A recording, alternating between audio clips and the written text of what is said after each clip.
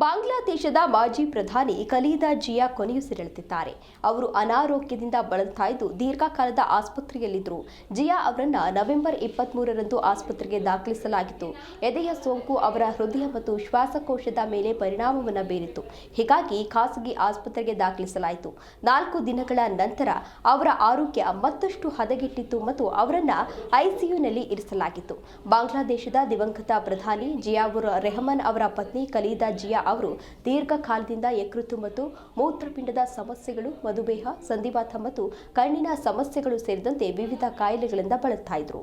ಈ ವರ್ಷದ ಆರಂಭದಲ್ಲಿ ಅವರು 4 ತಿಂಗಳ ವೈದ್ಯಕೀಯ ಚಿಕಿತ್ಸೆಯ ನಂತರ ಮೇ 6ರಂದು ಲಂಡನ್ನಿಂದ ಮರಳಿದ್ರು. ಅವರ ಹಿರಿಯ ಮಗ ಮತ್ತು ಬಿಎನ್ಪಿ ಅಧ್ಯಕ್ಷ ತಾರಿಕ್ ರೆಹಮಾನ್ 2008ರಿಂದ ಲಂಡನ್ನಲ್ಲಿ ವಾಸಿಸ್ತಾ ಇದ್ರು. ಅವರ ಕಿರಿಯ ಮಗ ಇತ್ತೀಚೆಗಷ್ಟೇ ಹೃದಯಾಘಾತದಿಂದ ಸಾವನ್ನಪ್ಪಿದ್ರು. ಇದೀಗ ಮಾಜಿ ಪ್ರಧಾನಿಯವರು ಕೂಡ ಸಾವನ್ನಪ್ಪಿದ್ದಾರೆ.